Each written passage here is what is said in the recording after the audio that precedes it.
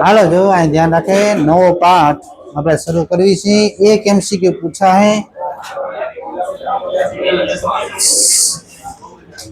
પૃથ્વીનું ચુંબકત્વ રેડિયસ ટોપિકમાં છે એટલે તમારે પૃથ્વીનું ચુંબકીય ક્ષેત્ર નથી કરવાનું હાલ બાકીનું જે છે એ પાઠમાં જેટલું પણ છે એ બધું ભણશું આપણે હાલો પહેલા ચુંબકીય અને અચુંબકીય પદાર્થ કોને કહેવાય ચુંબકીય પદાર્થ કોને કહેવાય જેની પાસે ચુંબકીય મોમેન્ટ હોય એવા પદાર્થ નો બોલાય ચુંબકીય પદાર્થ જેની પાસે ચુંબકીય મોમેન્ટ ન હોય એને બોલાય અચુંબકીય પદાર્થ હાલો આ ધ્યાન રાખો બધા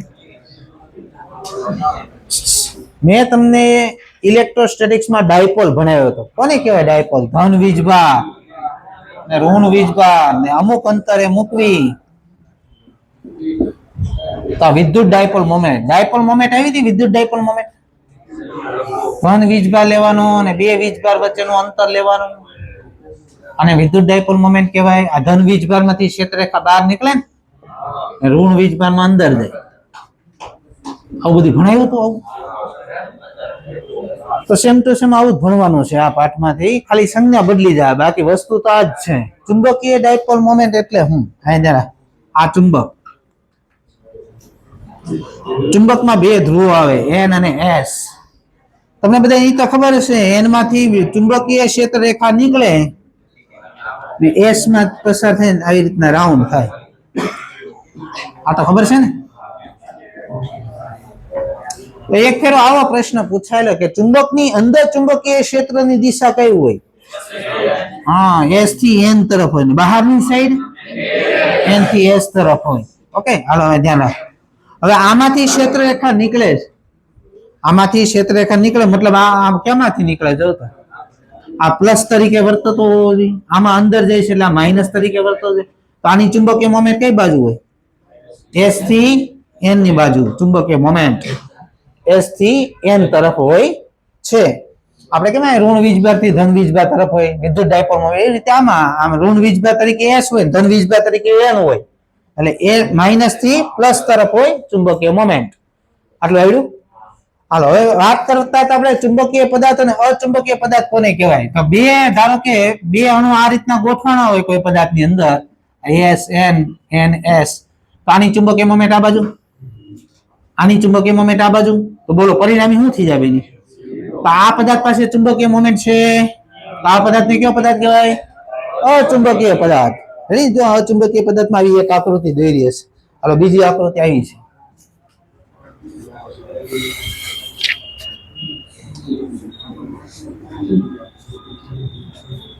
હાલો આવી રીતના ત્રણ અણુ ગોઠવાયેલા છે S N S N S N આની ચુંબકીય મોમેન્ટ આમ આની આમ ને આની આમ બોલો શું થઈ જાય આપણે આવું ભણાવ્યું કઈ એક સદિશ ઉપર બીજો સદિશ મૂકતા જાવ બંધ આકૃતિ થઈ જાય તેનું પરિણામી શું થઈ જાય આની પરિણામી ચુંબકીય મોમેન્ટ શું થઈ જાય 0 પછી ચાર મૂક્યા હોય અણુ આ રીતના એન એસ એન એસ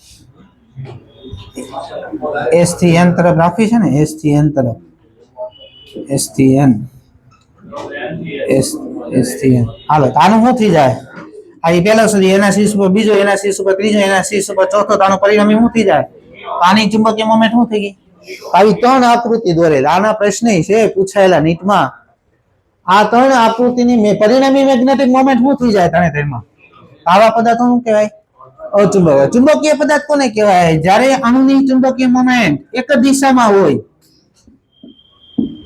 આ રીતના હોય તો આની ચુંબકીય મોમેન્ટ આમ એસ થી એન એસ થી હવે પરિણામી 0 થાય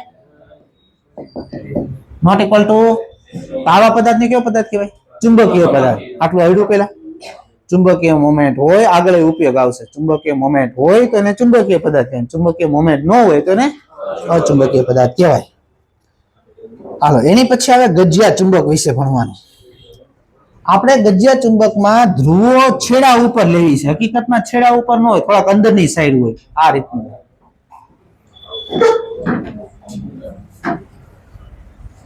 આ ચુંબકની જે ઓરિજિનલ લેન્થ છે ને એને જીઓગ્રાફિકલ લેન્થ કહેવાય શું બોલાય આ ચુંબક આવડું છે, આની ઓરિજિનલ લેન્થ છે બે છેડા વચ્ચે, એને કઈ લેન્થ કહેવાય? Geographical length.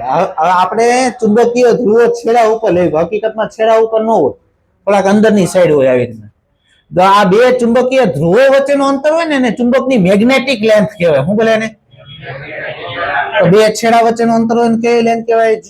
Geographical length. અને બે ચુંબકીય ધ્રુવો વચ્ચેની જે લેન્થ હોય એને બોલે મેગ્નેટિક લેન્થ. આ બંને વચ્ચેનો સંબંધ છે LE લખ્યું એમ કરી નાખો ને, LM is equal to 5/6 LG. બંને લેન્થ વચ્ચેનો આ સંબંધ છે બે. હાલો મુદ્દા નંબર 2, ચુંબકમાં એકાકી ધ્રુવો મળતા નથી. તમે કોઈ ચુંબક હોય, આ ચુંબકને અહીંથી કાપી નાખો ને તો બે ધ્રુવો અલગ નહીં થાય. આ N તો S ઉત્પન્ન થઈ જાય, આ S તો અહીંયા, તો આ બે N અને S ને અલગ કરી શકતા. આપણે ખબર છે વિદ્યુત શાસ્ત્રમાં એકલો ધન વીજભાર કે એકલો ઋણ વીજભાર મળે, એકલો પ્રોટોન મળે, એકલો ઇલેક્ટ્રોન મળે, જ્યારે ચુંબકીય શાસ્ત્રમાં એકાકી ધ્રુવો મળતા નથી. મુદ્દા નંબર 2. મુદ્દા નંબર 3, ધ્રુવમાન. ધ્રુવમાન એટલે શું? આ ચુંબકના આ ધ્રુવો છે ને એની તીવ્રતા દર્શાવવા માટેની રાશિ છે. ધ્રુવની તીવ્રતા દર્શાવે, ધ્રુવમાન કહેવાય ને. શું બોલે ઇંગ્લિશમાં? એને બોલે પોલ સ્ટ્રેન્થ. શું બોલે ઇંગ્લિશમાં? શું કામ કરે? ધ્રુવની તીવ્રતા દર્શાવે. હવે તમને આપણે ખબર ધ્રુવમાન સ્મોલ m વડે દર્શાવવામાં આવે, તો આનું ધ્રુવમાન કેવું લેવામાં આવે? +m. આનું ધ્રુવમાન ત્યાં લખ્યું હશે જો, ધ્રુવમાન n અને s ને અનુક્રમે +m અને -m વડે દર્શાવવામાં આવે છે. હાલો એકમ છે એનો એમ્પિયર ઇન્ટુ મીટર. કઈ રીતના આવ્યું હું તમને આગળ સમજાવ્યું. એમ્પિયર ઇન્ટુ મીટર એનો એકમ થાય. પારિમાણિક સૂત્ર થાય A1 L1, ને એમ્પિયર નું A1 ને લેન્થ નું L1. હાલો ધ્રુવમાન આડછેદના સપ્રમાણમાં હોય. જેટલો આડછેદ વધારે હશે ને, બે ચુંબક આપ્યા જો અંદર, પેલાનો આડછેદ કેવો દેખાય? વધારે, એનું ધ્રુવમાન કેવું લખ્યું? બીજાનો આડછેદ કેવો છે? ઓછો, એનું ધ્રુવમાન કેવું લખ્યું? ઓછો. હવે મેગ્નેટિક ચુંબકીય મોમેન્ટ અહીં ત્યાં રાખો. આ બે ધ્રુવમાન ધ્રુવ વચ્ચેનું અંતર 2L હોય તો આ કેમ આપણે વિદ્યુત ડાયપોલ મોમેન્ટ લખતા હતા, એ રીતે મેગ્નેટિક ડાયપોલ મોમેન્ટ લખાવવાનો. કયો લેવાનો? m. અને બે ધ્રુવો વચ્ચેનું અંતર આને બોલાય ચુંબકીય ડાયપોલ મોમેન્ટ. કઈ દિશામાં હોય? આ S થી N તરફની હોય છે. હવે એકમની વાત કરવી. ચુંબકીય ડાયપોલ મોમેન્ટનો એકમ શું થાય? એનો એકમ બનાવવા માટે આગળનો પાઠ હમણાં પૂરો કર્યો ને એનું સૂત્ર ઉપયોગ થાય. એના પ્રવાહનો એકમ એમ્પિયર, ક્ષેત્રફળનો એકમ મીટર સ્ક્વેર, તો ચુંબકીય મોમેન્ટનો એકમ થાય એમ્પિયર ઇન્ટુ મીટર સ્ક્વેર. પારિમાણિક સૂત્ર થાય એનું A1 L2. હવે સાંભળજો, આનો એકમ મળી ગયો, અહીંયા મીટર છે, આનો એકમ શું આવ્યો? Ampere into metre square. આનો 1 મીટર ઉડી જાય અહીંથી, તો આનો એકમ વધશે. હું ધ્રુવમાનનો એકમ શું થાય? Ampere into metre. આવી ગયો ને એકમ. તો ધ્રુવમાનનો એકમ શું? Ampere into metre. ધ્રુવ અને ચુંબકીય મોમેન્ટનો એકમ શું? Ampere into metre square. હાલો હવે ચુંબકને આપણે કટ કરવી, તો તમને મેં ઇલેક્ટ્રોસ્ટેટિક્સમાં આવું ભણાવ્યું છે. બે વીજભારમાંથી પસાર થતી રેખાને શું બોલે? આને કઈ રેખા કહેવાય? શું બોલતા આને? અક્ષ. અને અક્ષને લંબ રેખા શું બોલતા હતા? તો સેમ ટુ સેમ આમાં ઈ જ કરવાનું. બે ધ્રુવમાંથી પસાર થતી રેખા હોય ને એને ચુંબકની અક્ષ કહેવાય, અને અક્ષને લંબ રેખા હોય એને વિષુવવૃત્ત રેખા કહેવાય. રેડી? ઓલાની જેમ જ છે. આ જે છે ઈ જ વસ્તુ આ છે, ખાલી સંજ્ઞા બદલે છે, બાકી છે તો ઈ જ. હાલો હવે ચુંબકને આપણે કટ કરવી તો શું ફેરફાર થાય? મોસ્ટ એમપી અહીં ધ્યાન રાખે બધા, દાખલામાં ઉપયોગ આવશે આનો. ચુંબકને આપણે અક્ષ ઉપર ને વિષુવવૃત્ત રેખા ઉપર કાપી તો એના ધ્રુવમાનમાં અને ચુંબકીય મોમેન્ટમાં શું ફેરફાર થાય એ જોવાનું છે. હાલો ધ્યાન. આ ચુંબક, આ એનો N ધ્રુવ, આ એનો S ધ્રુવ. આ A આડછેદ અને 2L લંબાઈનો ચુંબક છે. હવે આને એની અક્ષ ઉપર કાપું છું, આને અક્ષ કહેવાય, અને કાપીને બે ટુકડા કરી નાખ્યા.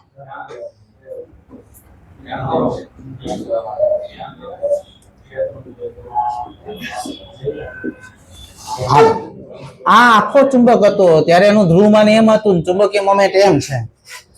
હાલો મેં તમને હમણાં ભણાવ્યું, આ ચુંબકને તમે આમ કાપશો, આનો આડછેદ એ હતો તો આનો આડછેદ કેટલો થઈ જાય? a/2 આડછેદ થઈ જાય તો હમણાં મેં તમને કીધું ધ્રુવમાન આડછેદ ઉપર આધાર રાખે. હા, એ આડછેદ હોય ધ્રુવમાન એમ હોય તો a/2 આડછેદ થઈ જાય. ધ્રુવમાન કેટલું થઈ જાય ટુકડાનું? ઓકે, હાલો આ જના. આની લંબાઈ કેટલી? અહીંથી તમે કાપશો તો આની લંબાઈ તો 2l જ રહેવાની છે. હાલો સાંભળજો હવે, આ ચુંબકીય મોમેન્ટ છે. આ કેવું થઈ ગયું? અડધું. આ તો એની જ રહી, તો આ શું થઈ જાય? અડધું. તો આ એક ટુકડાની ચુંબકીય મોમેન્ટ કેટલી થઈ જાય? વાંચો લખ્યું હશે m/2 અને કેપિટલ M/2 થઈ ગયું. આવ્યું પેલી આકૃતિ. હાલો બીજી આકૃતિ જોઈએ. હવે આ ચુંબક 2l લંબાઈ અને એ આડછેદ નું ચુંબક, આને વિષુવવૃત્ત રેખા ઉપર કાપું છું. આમ બે ટુકડા કરી નાખ્યા. હાલો બે ટુકડા થઈ ગયા. હાલો પેલા મને કે આડછેદ બદલાય, આમ કાપવું તો આનો આડછેદ એ હોય તો આનો કેટલો રહે? લંબાઈ કેટલી છે આની? તો આમ કાપી નાખ્યું તો આ બેની લંબાઈ કેટલી થઈ જાય? LL થઈ જાય. હાલો હવે ધ્રુવમાન કેટલું થાય આનું કેતો? એ આડછેદ છે આનું ધ્રુવમાન એમ, ચુંબકીય મોમેન્ટ એમ હોય આખા ચુંબક ની. આનો આડછેદ કેવો રહ્યો? તો ધ્રુવમાન તો એનું જ રહે. હાલો ધ્રુવમાન એનું ઈ રહ્યું, આ એનું ઈ રહ્યું. આ લંબાઈ અડધી થઈ ગઈ. જો અહીંયા 2l હતી, કેટલી થઈ ગઈ? આ અડધી થઈ જાય તો આ શું થઈ જાય? તો ચુંબકીય મોમેન્ટ કેટલી થઈ જાય એક ટુકડાની? બોલો આટલું આવડ્યું? હાલો હવે 4 ટુકડા કરવી. એમાં આપેલું નથી પણ MCQ પૂછાય છે 4 ટુકડા વાળા. આ ચુંબક, આ ચુંબક ને આપણે અક્ષ ઉપર ને વિષુવવૃત્ત રેખા ઉપર કાપીને 4 ટુકડા કરવી. આ 4 ટુકડા કરીને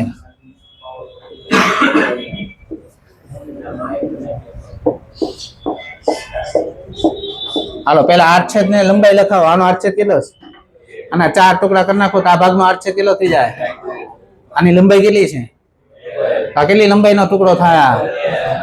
હાલો ધ્રુવમાન અડધું થયું તો ચુંબક એમ ધ્રુવમાન અડધું થઈ જાય ને, આડછેદ અડધો થયો, ધ્રુવમાન અડધું. હાલો લંબાઈ અડધી થાય. સારો આડછેદ અડધો એટલે ધ્રુવમાન તો અડધું થઈ ગયું. આ અડધું થઈ ગયું ને આ અડધું થઈ ગયું. આ કેટલું થાય? m/4. એક ટુકડાનું ધ્રુવમાન m/2 અને ચુંબકીય મોમેન્ટ થઈ જાય m/4. આ આકૃતિ દોરો બધાય. આ બે તો આપેલી છે અંદર, ખાલી આ બધું દર્શાવી દેજો અંદર આકૃતિમાં. આવું બધું દર્શાવી દો. બીજી વાર વાંચો ખબર પડે. નો દર્શાવેલું હોય દર્શાવી દેવાનું, બીજું કઈ નહીં.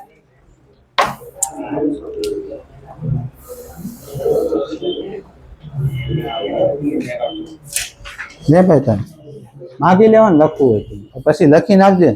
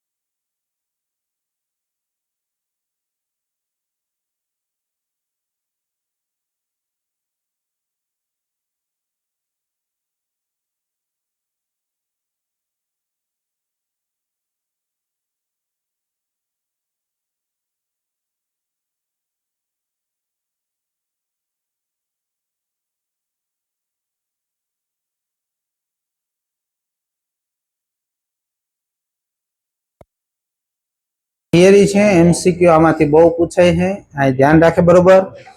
હાલો, મેગ્નેટાઇઝેશન ભણવાનું. મેગ્નેટાઇઝેશન એટલે હું પેલા એ સમજાવું. આ પદાર્થ પાસે અત્યારે ચુંબકીય મોમેન્ટ નથી, અચુંબકીય પદાર્થ છે, અને લોખંડને અડાડો તો આ કરશે નહીં. હવે આ અચુંબકીય પદાર્થનું મારે ચુંબકીય પદાર્થમાં રૂપાંતર કરવું છે, તો શું કરવું પડે? એને મેગ્નેટાઇઝેશન કહેવાય. શું બોલે એને? અચુંબકનું ચુંબકીય પદાર્થમાં રૂપાંતર. તો આપણી પાસે લોખંડનો ટુકડો છે અને મારે ચુંબક બનાવો, તો શું કરે? લોખંડના ટુકડા ઉપર પેલા તાર વીંટાળી દે. શું કરે? તાર વીંટાળીને એમાં પ્રવાહ પસાર કરે. એટલે તાર એટલે આની ઉપર તાર વીંટાળવું એટલે સોલેનોઇડ જ બને ને. આપણે આગળના ચેપ્ટરમાં ભણ્યા ને સોલેનોઇડ. હવે એની અંદર પ્રવાહ પસાર કરશો એટલે એનું ચુંબકીય ક્ષેત્ર આ લોખંડના ટુકડા ઉપર લાગશે. લોખંડનો ટુકડો અચુંબક માંથી શું બની જાય? ચુંબક બની જાય. આવું કરવાનું છે આપણે. હાલો ધ્યાન રાખ. તો આપણે એક સોલેનોઇડ લઈએ છીએ. ઇંક પુલ્લો પડી હાલ છે નહીં, આ થિયરી પૂરી નહીં થવા.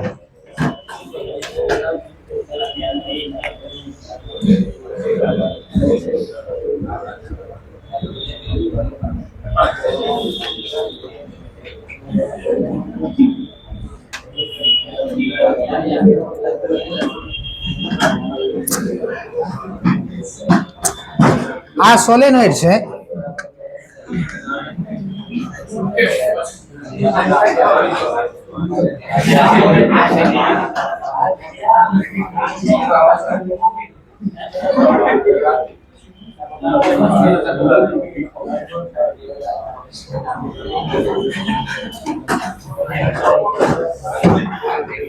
આ સોલેનોઇડ છે. એલ લંબાઈ, એ આર છેદ અને એન આટા વાળો સોલેનોઇડ છે. આમાં આપણે પ્રવાહ પસાર કરવી છે. આ પ્રવાહનું નામ આપ્યું આઈએફ. સાંભળો, ફ્રી કરંટ. અને મુક્ત પ્રવાહ ગુજરાતીમાં એને કહેવાય મુક્ત પ્રવાહ, ઇંગ્લિશમાં બોલાય ફ્રી કરંટ. આવું નામ હું કામ આપ્યું છે કે આ પ્રવાહ તમે વધારે ઘટાડી શકવાના છે ને, 5 એમ્પિયર 2 એમ્પિયર 3 એમ્પિયર કરી શકવાના, એટલે આનું નામ આપી દીધું મુક્ત પ્રવાહ. તો આની અંદર આપણે ચુંબકીય ક્ષેત્ર ઉત્પન્ન થાય. આપણે સૂત્ર આગળ ભણ્યા μ0 ni જેટલું. કેટલું ચુંબકીય ક્ષેત્ર ઉત્પન્ન થાય? આવ્યું હતું ને સૂત્ર? μ0 ni જેટલું ચુંબકીય ક્ષેત્ર ઉત્પન્ન થાય. આ શું છે? એકમ લંબાઈ દીઠ આટાની સંખ્યા છે. જો ત્યાં મૂકો μ0 n/l i. અમારે પ્રવાહ કયો પસાર કર્યો તમે?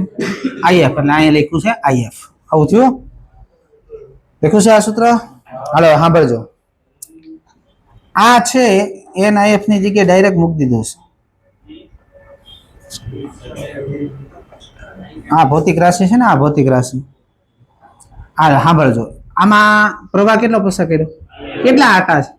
ટોટલ પ્રવાહ બધા આટા દીઠ NIF જેટલો થયો. ભાગાકાર લેન્થ કરી છે. એટલે આને શું બોલે ખબર? એકમ લંબાઈ દીઠ મુક્ત પ્રવાહ. સ્મોલ IF વડે દર્શાવી. કેના વડે? સ્મોલ IF એટલે ઇઝ ઇક્વલ ટુ NIF. આને બોલાય એકમ લંબાઈ દીઠ મુક્ત પ્રવાહ. શું બોલે આને? એટલે આવું થયું B બરાબર μ0IF. આવું લખ્યું હશે જો અંદર, μ0IF લખ્યું છે.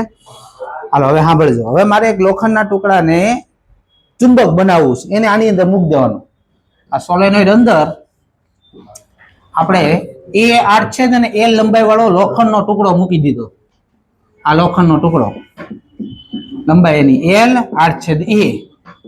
હવે શું થાય? આ ચુંબકીય ક્ષેત્ર લોખંડના ટુકડા ઉપર લાગશે. લોખંડના ટુકડાની અંદર એક પ્રવાહ ઉત્પન્ન થાય. તમે જો અંદર દર્શાવ્યો હશે પ્રવાહ. આ દર્શાવેલો પ્રવાહ જો તો આવી રીતે કિનારી ઉપર એક પ્રવાહ ઉત્પન્ન થાય. આને બોલાય બદ્ધ પ્રવાહ. શું બોલાય આને? IB, બદ્ધ પ્રવાહ. બાઇન્ડિંગ કરંટ ઇંગ્લિશમાં બોલે બાઇન્ડિંગ કરંટ. એટલે IB વડે એટલે દર્શાવ્યો બદ્ધ પ્રવાહ. ગુજરાતીનું થાય બદ્ધ પ્રવાહ, ઇંગ્લિશમાં થાય બાઇન્ડિંગ કરંટ. દર્શાવેલો પેલા એ જો. હાલો હવે આ ટુકડા અંદર જો પ્રવાહ ઉત્પન્ન થતો હોય તો આ ટુકડાની ચુંબકીય મોમેન્ટ લખીએ કેમ લખાય? ચુંબકીય મોમેન્ટ નું સૂત્ર શું છે? NIA.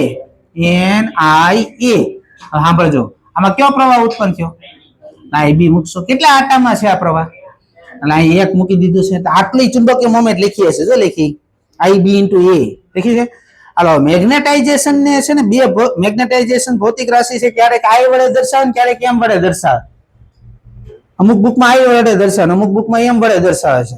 આગળ તમે જો તો મેગ્નેટાઇઝેશન લખ્યું હશે ને, I લખ્યો હશે. જો અહીં લખ્યું મેગ્નેટાઇઝેશન તીવ્રતા I. હું અત્યારે I જ રાખું છું. I મેગ્નેટાઇઝેશન એટલે હું એની પહેલી વ્યાખ્યા છે, બે વ્યાખ્યા છે. એની પહેલી વ્યાખ્યા છે પદાર્થમાં એકમ કદ દીઠ ઉદ્ભવતી મેગ્નેટિક મોમેન્ટ ને મેગ્નેટાઇઝેશન કહેવામાં આવે છે. બોલો વ્યાખ્યા. પદાર્થમાં એકમ કદ દીઠ ઉદ્ભવતી મેગ્નેટિક મોમેન્ટ ને મેગ્નેટાઇઝેશન. તો આ પદાર્થમાં ટોટલ મેગ્નેટિક મોમેન્ટ કેટલી ઉત્પન્ન થઈ એમ. ભાગાકાર પદાર્થનું કદ એને બોલાય મેગ્નેટાઇઝેશન. શું બોલે એને? હાલો, મેગ્નેટિક મોમેન્ટ કેટલી ઉત્પન્ન થઈ પદાર્થમાં? Ib * a જેટલી. કદ કેટલું થાય આ પદાર્થનું? a * l જેટલું. આ એ ઉડી ગયા. Ib / l ને બોલાય એકમ લંબાઈ દીઠ બદ્ધ પ્રવાહ. શું બોલાય ને? એકમ લંબાઈ દીઠ બદ્ધ પ્રવાહ. હાલો, આટલું આવડ્યું પેલા. હાલો સાંભળો, સાંભળજો. આ સોલેનોઇડ એકલો હતો તો અંદરની જગ્યાએ ચુંબકીય ક્ષેત્ર કેટલું ઉત્પન્ન થયું? જો તો આટલું ઉત્પન્ન થયું. આની અંદર લોખંડ નહોતું ત્યારે અંદર ચુંબકીય ક્ષેત્ર આટલું ઉત્પન્ન થયું, μ0 If જેટલું. લોખંડનો ટુકડો મૂક્યો એના કારણે પ્રવાહ ઉત્પન્ન થયો. એનું પોતાનું ચુંબકીય ક્ષેત્ર ઉત્પન્ન થાય ને, લોખંડના ટુકડામાં જે પ્રવાહ ઉત્પન્ન થયો આ એના કારણે પાછું અંદર ચુંબકીય ક્ષેત્ર ઉત્પન્ન થાય. તો ટોટલ ચુંબકીય ક્ષેત્ર કેમ લખાય? હવે આ કોના કારણે ઉત્પન્ન થયું? સોલેનોઇડના કારણે. એનો પ્રવાહ હતો સ્મોલ If. આ કોના કારણે ઉત્પન્ન થયું? આના પ્રવાહના કારણે પાછું આટલું μ0 સ્મોલ Ib ઉત્પન્ન થાય. તો અહીં Ib લખવો પડશે ને, તેમાં μ0 કોમન કાઢી. આવું લખ્યું સૂત્ર જોવો તો પેલા. હાલો, Ib ને શું કહેવાય? મેગ્નેટાઇઝેશન. મેં આમે તમને કીધું ને આ એમ દર્શાવે ને ક્યારેક આ દર્શાવે. હવે એમ અને એમ અથવા તો આ બે વસ્તુ લખું છું, એમ અથવા તો આ ગમે તે રાખો હાલે. હાલો, તો આ શું છે? Ib સ્મોલ એમ છે. અત્યારે થિયરી પ્રમાણે જાવ તો આ મૂકો છે એમ, મૂકો ને એમ, નામ લખાય B બરાબર μ0 If પ્લસ એમ. હાલો, પછી આમાંથી If ને કરતા બનાવો. હાલો, આને જાવ દે છેદમાં B / μ0, પછી એમ જાય આ બાજુ minus M is equal to If. હવે આને નવી ભૌતિક રાશિ નામ આપ્યું ચુંબકીય તીવ્રતા. શું કહેવાય આને? H. આ છે ને, આ ભૌતિક રાશિ નામ આપી દીધું ચુંબકીય તીવ્રતા H. હાલો, પછી B ને પાછો કરતા બનાવો. આ એમ આ બાજુ જાય એટલે H પ્લસ એમ થઈ ગયું, μ0 ગુણાકારમાં જાય. આમ લખાય. હાલો, આવ્યું આ સૂત્ર B બરાબર μ0 H પ્લસ એમ. હાલો, હવે ધ્યાન રાખો. હવે આ H શું છે? હવે સાંભળજો બરોબર. હવે H વધારવાથી શું થાય? H બરાબર છે શું પેલા જોવાય If. હવે મને એમ કહેતો આ પ્રવાહ હું વધારું. સાંભળજો, આ પ્રવાહ વધારું તો આનું સોલેનોઇડનું ચુંબકીય ક્ષેત્ર વધશે કે નહીં? આ પ્રવાહ વધે તો આ લોખંડના ટુકડા ઉપર વધારે ચુંબકીય ક્ષેત્ર લાગશે તો વધારે મેગ્નેટાઇઝ થાય. એટલે M અને H એકબીજાના સપ્રમાણમાં હોય. M અને H એકબીજાના સપ્રમાણમાં હોય છે. આ સપ્રમાણતા કાઢવા માટે અચળાંક મૂકે છે, જેને બોલાય મેગ્નેટિક સસેપ્ટિબિલિટી કાયમ. શું બોલાય ને? કાયમ. હવે આ સૂત્ર પાછું આ મૂકો M ની જગ્યાએ, એટલે આપ લખાય μ0 H પ્લસ કાયમ H. આવું થયું. આવ્યું આ સૂત્ર. હાલો, H કોમન કાઢી લ્યો. μ0 H 1 પ્લસ કાયમ. હાલો, હવે તમને યાદ કરો, આપણે ઇલેક્ટ્રોસ્ટેટિક્સમાં મેં તમને કીધું હતું સાપેક્ષ પરમિટિવિટી બરાબર ડાઇલેક્ટ્રિક અચળાંક K બરાબર 1 પ્લસ કાઈ. આવું સૂત્ર આવ્યું હતું. તો આ સૂત્ર આમાં આવું થઈ જાય. સાપેક્ષ પરમિટિવિટી છે ને, સાપેક્ષ પરમિએબિલિટી આવશે. આ ઇલેક્ટ્રિક સસેપ્ટિબિલિટી છે ને, મેગ્નેટિક સસેપ્ટિબિલિટી. આવું મેં તમને ત્યાં લખાયું હતું, મેં તમને કીધું હતું આ આવશે તમારે. તો μr બરાબર શું થાય? હાલો, હવે μr પર આવું આપણે સૂત્ર આવ્યું તો εr બરાબર ε/ε0. આ સૂત્ર આમાં લખો ને તો આમ લખાય μr બરાબર μ/μ0. આમ લખાય. હાલો, હવે μ0 ની જગ્યાએ પેલા મૂકો. μ0 બરાબર શું લખાય? પણ μ0 છે ને, ત્યાં શું લખશો? આમાં આની પછી આ સૂત્ર લાવવું છે ને, μs સૂત્ર લાવવું છે આપણે. આટલે લગીને પીગા છે. આની જગ્યાએ μr લખી નાખો. આ છે ને, આની જગ્યાએ μr લખી નાખો. એટલે આવું સૂત્ર બીનું B બરાબર μ0 μr H. આવું સૂત્ર લખ્યું. જો છેલ્લે આવું સૂત્ર લખ્યું હશે μ0 μr H. આવ્યું. હાલો, હવે આ જે થિયરી છે આખી થિયરી ફરીથી એકવાર ભણાવું છું. તમારે એકવાર લખવાની છે, કાલ 2 વાર લખીને આવવાનું છે. આ થિયરી આખી આવડતી હોવી જોઈએ. હાલો, ધ્યાન રાખો. આ A આડછેદ અને L લંબાઈ અને N આટા ધરાવતો સોલેનોઇડ છે. આમાંથી આઈએફ પ્રવાહ પસાર, આને કેવો પ્રવાહ કહેવાય? ફ્રી કરંટ, ગુજરાતી એનું મુક્ત પ્રવાહ. આપણે ખબર સોલેનોઇડ અંદર ચુંબકીય ક્ષેત્ર ઉત્પન્ન થાય μ0ni. આમાં પ્રવાહ આઈએફ છે એટલે આઈએફ મૂકો છે. એન શું છે? એકમ લંબાઈ દીઠ આટાની સંખ્યા, એન બાય એલ કર્યું. આ જે રાઉન્ડ કર્યું ને એ નવી ભૌતિક રાશિ નામ આપ્યું છે. આને બોલાય એકમ લંબાઈ દીઠ મુક્ત પ્રવાહ. શું બોલે આને? એટલે આયા મૂક્યું આઈએફ. મતલબ આની અંદર પ્રવાહ પસાર કર્યો તો આટલું ચુંબકીય ક્ષેત્ર સોલેનોઇડ અંદર ઉત્પન્ન થાય છે. આટલું આમાં. હવે આપણે એક લોખંડનો ટુકડો છે. લોખંડ તો અચુંબકીય હોય, લોખંડ અડાડો થોડા આકર્ષે. એને આપણે ચુંબક બનાવવો છે. આને આની અંદર મૂકી દીધો, આમાંથી પ્રવાહ પસાર કર્યો આઈએફ. એટલે આટલું ચુંબકીય ક્ષેત્ર લોખંડના ટુકડા ઉપર લાગ્યું ને આની અંદર એક પ્રવાહ ઉત્પન્ન થયો કિનારી ઉપર. એને કયો પ્રવાહ કહેવાય? બાઇન્ડિંગ કરંટ, બદ્ધ પ્રવાહ, ગુજરાતીનું બદ્ધ પ્રવાહ. હાલો, તો આની અંદર ચુંબકીય મોમેન્ટ કેટલી ઉત્પન્ન થાય? ચુંબકીય મોમેન્ટનું સૂત્ર છે NIA, આટો એક, પ્રવાહ IB, આ એ. હવે મેગ્નેટાઇઝેશન કોને કહેવાય? કાં તો I વડે દર્શાવો, કાં તો M વડે, ગમે એ દર્શાવો, I M બે હાલે છે. તો મેગ્નેટિક મોમેન્ટ એકમ કદ દીઠ જેટલી મેગ્નેટિક મોમેન્ટ ઉત્પન્ન થઈ ને મેગ્નેટાઇઝેશન કહેવાય. તો આ પદાર્થમાં કેટલી મેગ્નેટિક મોમેન્ટ ઉત્પન્ન થાય? આટલી. કે આ પદાર્થનું કદ કેટલું છે? A × L જેટલું મૂક્યું. એ ઉડી ગયા. IB બાય L ને શું બોલાય? એકમ લંબાઈ દીઠ બદ્ધ પ્રવાહ. શું બોલાય એને? હાલો, હવે તો આની અંદર ટોટલ ચુંબકીય ક્ષેત્ર કેટલું ઉત્પન્ન થાય? સોલેનોઇડ તો આટલું ઉત્પન્ન કર્યું હતું. આ બીજો પ્રવાહ ઉત્પન્ન થયો તો ટોટલ ચુંબકીય ક્ષેત્ર લખાય μ0 પ્લસ IB ને શું બોલાય છે? મેગ્નેટાઇઝેશન. આને કરતા બનાવ્યું, આને છેદમાં લ્યો, આ બાદ જવા દીધું. આને કરતા બનાવ્યું, આને છેદમાં લઈને IM ને આ બાદ જવા દીધું. આને શું બોલાય? નવી ભૌતિક રાશિ ચુંબકીય તીવ્રતા. શું બોલાય એને? કેના વડે દર્શાવવાનું? H વડે. હાલો, પાછો તમે B ને કરતા બનાવો, એમ આ બાદ જાય ને આ બાદ જાય. આવું થયું. અમે તમને શું કીધું? H શું છે? IF છે. H શું છે? આ છે. જો આ H છે. હવે આ તમે વધારશો શું થાય? IF વધારો તો સોલેનોઇડ અંદર ચુંબકીય ક્ષેત્ર વધશે. આ ટુકડા ઉપર વધારે ચુંબકીય ક્ષેત્ર લાગશે તો આ ટુકડો વધારે મેગ્નેટાઇઝેશન થાય. મતલબ મેગ્નેટાઇઝેશન નો આધાર કોની ઉપર રહેલો છે? IF ઉપર. તો અહીંયા લખ્યું છે M પ્રોપોર્શનલ ટુ, આ સપ્રમાણતા કાઢવા માટે અચળાંક મૂક્યો જેને બોલાય મેગ્નેટિક સસેપ્ટિબિલિટી. હવે આ પછી IM મૂક્યું, આમાંથી H કોમન કાઢી લીધો એટલે 1 પ્લસ કાયમ આવ્યું. આ સૂત્ર આપણે ઇલેક્ટ્રોસ્ટેટિક્સમાં યાદ રાખવાનું કીધું તો ડાઇલેક્ટ્રિક અચળાંક K બરાબર થાય 1 પ્લસ કાઈ, ડાઇલેક્ટ્રિક અચળાંક એપ્સિલોન r, સાપેક્ષ પરમિટિવિટી. આની જગ્યાએ આમાં શું લખાય? Mu r. 1 પ્લસ કાઈ ની જગ્યાએ શું મુકાય? કાયમ. હવે આ પદ અહીં મૂકી દીધું જાય એટલે મ્યુ r થઈ ગયું. એટલે આ સૂત્ર તૈયાર થઈ ગયું. B બરાબર μ0 મ્યુ r h. અને આ યાદ જ રાખવાનું છે. એપ્સિલોન r બરાબર એપ્સિલોન બાય એપ્સિલોન 0 હોય તો સાપેક્ષ પરમિટિવિટી કેમ લખાય? આ પરમિટિવિટી છે ને આ પરમિએબિલિટી કેમ લખાય? મ્યુ r બરાબર મ્યુ બાય μ0. આખી થિયરી છે ને એકવાર લખો.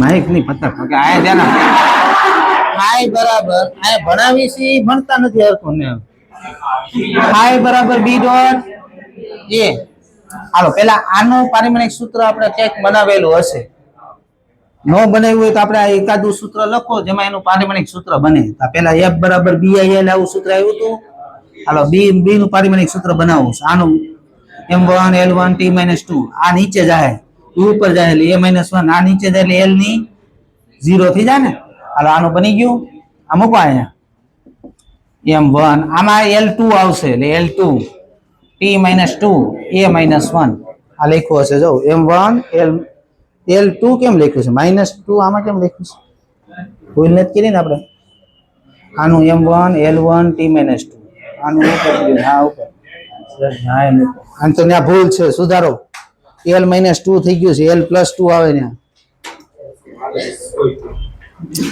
હાલો પારિમાણિક સૂત્ર આવી ગયું ચુંબકીય ફ્લક્સ નું હાલો ચુંબકીય ક્ષેત્ર B શું છે સાંભળજો આપણે આ થિયરીમાં શું ભણ્યા કે આ લોખંડના ટુકડા ઉપર તમે ચુંબકીય ક્ષેત્ર લગાવ્યું એટલે લોખંડનો ટુકડો મેગ્નેટાઇઝ થયો રેડી હાલો હવે મને કહો તો આની પર જેટલું વધારે ચુંબકીય ક્ષેત્ર લગાવો મેગ્નેટાઇઝ કેવો થાય વધારે હવે આની પર તમે ચુંબકીય ક્ષેત્ર લગાવ્યું છે તો સાંભળજો આની અંદર આ પ્રવાહ ઉત્પન્ન થયો એટલે આ ચુંબક બની ગયો હોય લોખંડનો ટુકડો જો આ લોખંડનો ટુકડો ચુંબક બની જાય તો એનું પોતાનું ચુંબકીય ક્ષેત્ર ઉત્પન્ન કરશે ને એને ચુંબકીય પ્રેરણ કહેવાય શું બોલે એને વાંચો રકમ જો એવું લખ્યું છે જ્યારે ચુંબકીય પદાર્થને ચુંબકીય ક્ષેત્રમાં મૂકવામાં આવે ત્યારે પદાર્થની અંદર ઉદ્ભવતી ચુંબકીય રેખાઓની સંખ્યાને ચુંબકીય પ્રેરણ કહે છે તે સદિશ રાશિ છે ને ચુંબકીય ક્ષેત્ર કેમાં મપાય ટેસ્લા ને સીજીએસ એકમમાં થાય ગોસ 1 ટેસ્લા બરાબર 10⁴ ગોસ થાય ને ચુંબકીય ક્ષેત્રનો પારિમાણિક સૂત્ર બનાવ્યું જાયરું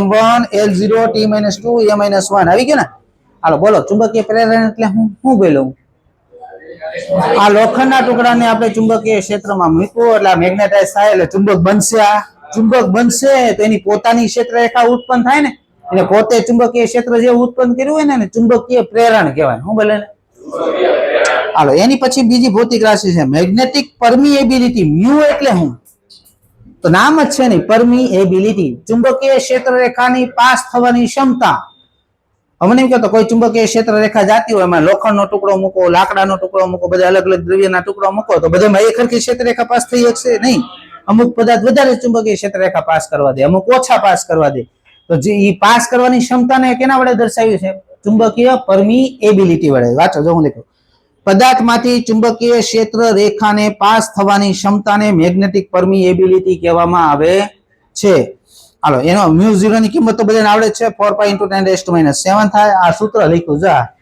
સાપેક્ષ પરમિએબિલિટી એટલે હું પદાર્થની પરમિએબિલિટી અને શૂન્યાવકાશની પરમિએબિલિટીનો ગુણોત્તર એનો બોલે સાપેક્ષ પરમિએબિલિટી તો ને લખ્યું છે જો પદાર્થમાં ચુંબકીય ક્ષેત્રની પ્રબળતા અને શૂન્યાવકાશમાં ચુંબકીય ક્ષેત્રની પ્રબળતાના ગુણોત્તરને હું બોલાય સાપેક્ષ પરમિએબિલિટી કહેવામાં આવે છે હાલો ચુંબકીય તીવ્રતા કોને કહેવાય આ h કોને કહેવાય આ h આ ચુંબકીય તીવ્રતા અથવા if આ બે એક જ વસ્તુ છે h એટલે હાલો હું તમને ઉદાહરણ આપી સમજાવું આ બે પદાર્થ છે નહીં એક જ પદાર્થ લેવીને આપણે અલગ અલગ ચુંબકીય તીવ્રતા આપણે સમજાવી છે ને આ એક પદાર્થ છે હું તમને ઉદાહરણ આપું છું આ ધ્યાન રાખો આ પદાર્થ ઉપર હું 10 ટેસ્લા વાળું ચુંબકીય ક્ષેત્ર લગાવું કેટલું પછી 50 ટેસ્લા વાળું ચુંબકીય ક્ષેત્ર લગાવ્યું કેટલું તો મેગ્નેટાઇઝ આ પદાર્થ કેમાં વધારે થાય 10 ટેસ્લામાં કે 50 ટેસ્લામાં હા તો એ h શું દર્શાવે કે પદાર્થને કેટલો મેગ્નેટાઇઝ કરી શકે એ h નું મૂલ્ય છે શું છે ચુંબકીય તીવ્રતા વાંચો તો ખબર પડી જાય જ્યારે પદાર્થને ચુંબકીય ક્ષેત્રમાં મૂકવામાં આવે ત્યારે તે મેગ્નેટાઇઝ થાય છે ચુંબકીય ક્ષેત્રની પદાર્થને મેગ્નેટાઇઝ કરવાની ક્ષમતાને ચુંબકીય તીવ્રતા કહે છે આ કોનો ગુણધર્મ થાય પદાર્થનો થાય કે ચુંબકીય ક્ષેત્રનો થાય ચુંબકીય ક્ષેત્રનો મેં તમને કીધું ખરા આ પદાર્થ ઉપર મેં પેલા 10 ટેસ્લા વાળું ચુંબકીય ક્ષેત્ર લગાવ્યું પછી આ પદાર્થ ઉપર 50 ટેસ્લા વાળું ચુંબકીય ક્ષેત્ર બદલું હું પદાર્થ થોડો બદલો મેં ચુંબકીય તીવ્રતા વધારી મેં પેલા 10 વાળું લગાવ્યું પછી 50 વાળું લગાવ્યું તો આ મેગ્નેટાઇઝ કેમાં વધારે થયો કેમ કે એની પર તીવ્રતા કેવી લગાવી વધારે સમજાણું એ કોનો ગુણધર્મ છે ચુંબકીય ક્ષેત્રનો ગુણધર્મ છે કોનો હા h નું સૂત્ર શું થાય છે ચુંબક હું બે ક્યાંથી બદલે? તો વ્યાખ્યા ન થાય ને, એક વસ્તુ આપણે રાખવી પડે ને. તમે આગળ હવે પદાર્થ બદલશું આપણે. ચુંબકીય તીવ્રતાનો એકમ શું થાય? H બરાબર શું લખાય? જો સાંભળો અહીંયા રાખો. H બરાબર શું છે? અહીંયા IF ની જગ્યાએ H મૂકો ને. IF શું છે? જો તો IF એના IF છે. આનો એકમ બનાવશું. આનો એકમ બનશે એવું H નો એકમ બનશે. આ શું છે?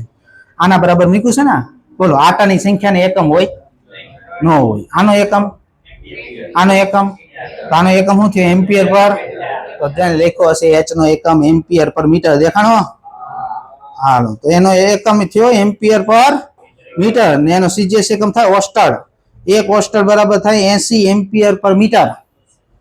હાલો, હવે આની વ્યાખ્યા છે. આની એક વ્યાખ્યા મેં તમને બોલાવી. આની શું? આની વ્યાખ્યા બોલો તો. પદાર્થમાં એકમ કદ દીઠ ઉદ્ભવતી મેગ્નેટિક મોમેન્ટને મેગ્નેટાઇઝેશન કહેવામાં આવે છે. એક વ્યાખ્યા એવી લખી છે. લખી બીજા નંબર. હાલો, પહેલા નંબરની વ્યાખ્યા સાંભળો હવે. હાલો, હું તમને કહું, આ ધારો કે 10 ટેસ્લા વાળું ચુંબકીય ક્ષેત્ર છે. કેટલા ટેસ્લા વાળું? આમાં એક લોખંડનો ટુકડો મૂકો, એક લાકડાનો ટુકડો મૂકો. કોણ મેગ્નેટાઇઝ થાય? લોખંડ મેગ્નેટાઇઝ થયું. તો આ લોખંડ મેગ્નેટાઇઝ થયું, આ મેગ્નેટાઇઝ થયું. તો આ કોની ઉપર આધાર રાખતો હશે મેગ્નેટાઇઝેશન? દ્રવ્ય ઉપર. કોની ઉપર? તો કોનો ગુણધર્મ છે? પદાર્થનો ગુણધર્મ. વાંચો હવે, જો લખ્યું છે. જ્યારે પદાર્થને ચુંબકીય ક્ષેત્રમાં મૂકવામાં આવે ત્યારે પદાર્થની મેગ્નેટાઇઝ થવાની ક્ષમતાને મેગ્નેટાઇઝેશન તીવ્રતા કહે છે. સમજાણું? આ પદાર્થનો ગુણધર્મ છે. એક જ ક્ષેત્રમાં તમે બે અલગ અલગ વસ્તુ મૂક્યું છે, તો આ પદાર્થ મેગ્નેટાઇઝ થયો, આ નો થયો. તો એ પદાર્થનો ગુણધર્મ છે કે પદાર્થ કેટલો મેગ્નેટાઇઝ થયો. હાલો, તો એનું સૂત્ર શું આવ્યું? હા, જો M/V. હાલો, મેગ્નેટિક સસેપ્ટિબિલિટી કોને કહેવાય? કાયમ કોને કહેવાય? આયરો કાયમ. જે પદાર્થનો કાયમ વધારે હશે મેગ્નેટાઇઝ કેવો થાય? તો કાયમ શું દર્શાવતો હશે? પદાર્થની મેગ્નેટાઇઝ થવાની સરળતા દર્શાવે. જે પદાર્થનો કાયમ વધારે હોય ને સરળતાથી મેગ્નેટાઇઝ થઈ જાય. જેનો કાયમ ઓછો હોય સરળતાથી મેગ્નેટાઇઝ થાય. તને લખ્યું હશે તે પદાર્થનો એવો ગુણધર્મ છે કે તે દર્શાવે કે પદાર્થ કેટલી સરળતાથી મેગ્નેટાઇઝ થાય. જે પદાર્થનો કાયમ વધારે હોય એને ચુંબકીય ક્ષેત્ર લગાવશો તરત મેગ્નેટાઇઝ થઈ જાય. તે અદિશ છે અને તેને એકમ કે પારિમાણિક હોતું નથી. કેમ નહીં હોય કાયમ? હાલો, આનો એકમ શું આવ્યો? આનો એકમ બનાવવાનો બાકી રહી ગયો. હાલો, બનાવો તો. એમ ક્યાં છે? એમ આયરો આ છે ને. એમ આનો એકમ બનાવવાનો તો આના બરાબર શું છે? જો આના બરાબર આ, આના બરાબર આ, આના બરાબર આવ્યું શું? એમ્પિયર પર મીટર આવ્યું. આનો એકમ એમ્પિયર પર મીટર, આનો એકમ એમ્પિયર પર મીટર. તો બેયના એકમ ઉડી જાય. કાયમ ને એકમ કે પારિમાણિક સૂત્ર રહેવાના નથી. હાલો, એની પછી આ સૂત્ર તો આપણે ભણાવ્યું μr બરાબર 1 પ્લસ. આના બે દાખલા પૂછાણા નીચમાં. જો આ એક આપ્યું હોય ને આ ગોતવાનું કહે. હાલો, બધા પદ સમજણ પડી? એમ એચ અને આઈ ને બધું શું છે? હા, આ થિયરી આઈએમપી છે. કાલ 2 વાર લખીને જમા કરાવવાની છે. આ વ્યાખ્યાઓ સહિત બધું.